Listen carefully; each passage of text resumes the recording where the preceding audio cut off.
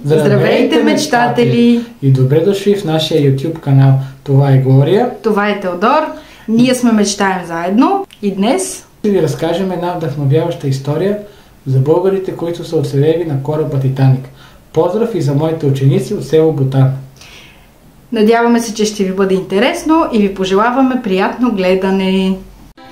Преди повече от век във водите на Атлантическия океан се случва една от най-големите трагедии в историята на корабоплаването. От приблизително 2224 пътници и членове на екипажа на борда загиват 1496 души, което прави инцидента най-смъртоносното потъване на един кораб по онова време.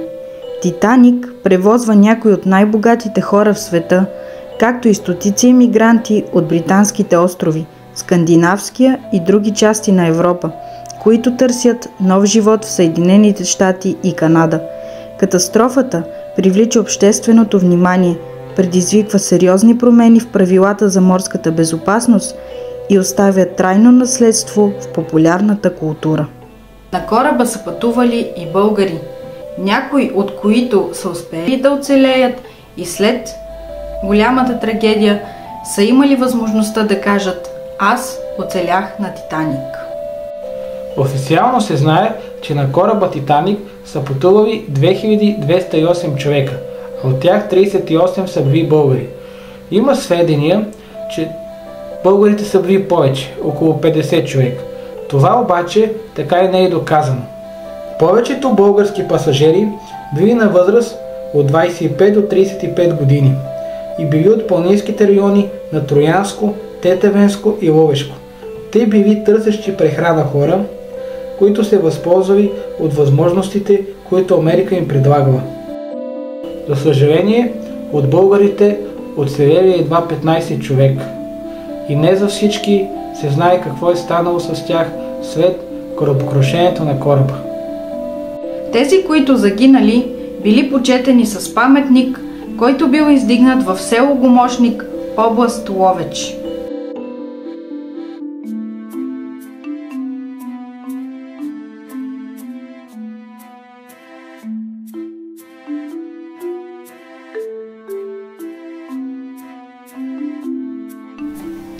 Той е единствения паметник у нас, а може би и в Европа, направен в памет на загиналите. Върху него се чете надписа "В памет на загиналите в Атлантическия океан с парахода Титаник в 1912 година". От всички 38 българи, 8 са именно от село Гомошник. Това са Пейо Калчев, Пенко Найденов, Илия Стойчев, Лалио Йонков, Марин Марков, Лазар Минков, Стойчо Михов и Недялко Петров. За тях се знае, че преди да заминат, продават нивите, добитъка си, вземат пари назаем и потеглят с надежда. Но за съжаление, никой от тях не се завръща. И точно в нощта на голямата трагедия, на 14 април 1912 година, в селото става нещо много интересно. Точно в полунощ, на 14 април, се разрезява свирепа буря в селото и се откъсва голямо парче гранит, върху който малко по-късно ще бъдат изписани имената на загиналите. От село Седник се записват 9, но съдбата определя да пътуват само 4. Дончо Атанасов, Стефан Чехваров, Златио Христов и Пенко Стайков. След сблъсъка с айсберга, българите се качват на горите палуби, спускат се с въжета и изкачат в мразовития океан. По време на катастрофата температурата на въздуха е едва 10 градуса, а на водата едва 4 градуса по Целзий. След корабокрушението живи остават само Златио и Пенко.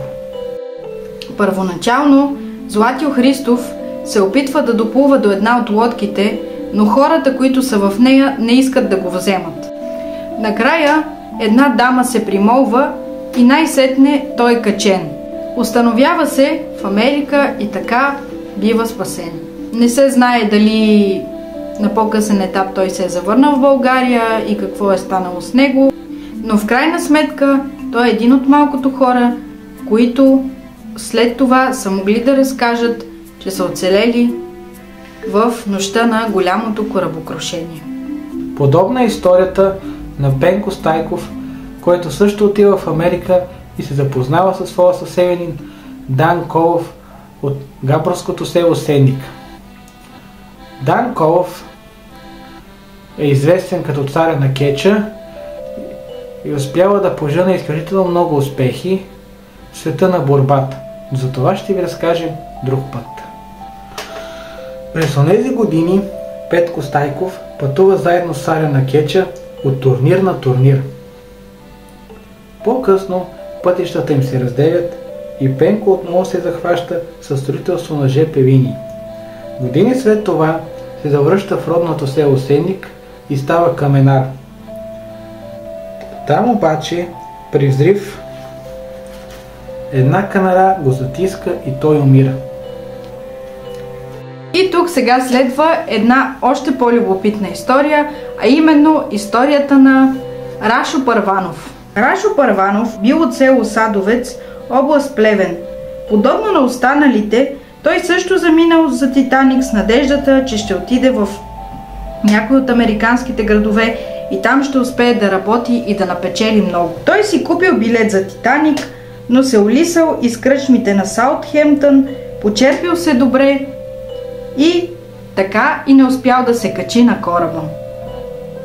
За останалите, които оцелели, няма толкова много сведения, но се предполага, че и при тях обстоятелствата са се стекли горе-долу по същия начин.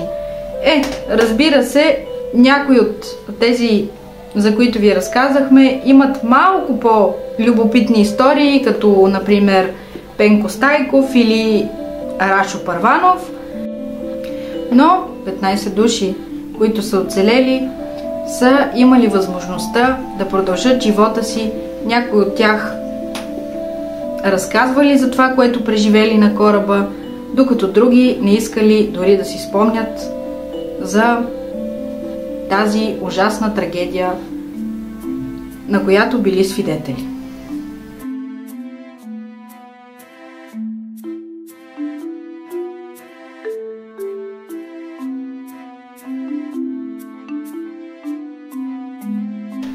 Ами, това беше нашето видео. Надявам се, че ви е харесало и сте научили нещо ново. От днешната история научихме, че на кораба Титаник също имало наши сънародници, някои от които са успели да направят някои неща, да се проучат, да се прочуят и да останат в историята по някакъв начин. Ако видеото ви е харесало, може да го харесате и да се абонирате за нашия канал, за да надхвърлим 100 абонати. И това нямаше нужда да го казваш. Добре. Това е Теодор. Това е Глория. Ние сме Мечтаем заедно. До скоро! И не спирайте да мечтаете.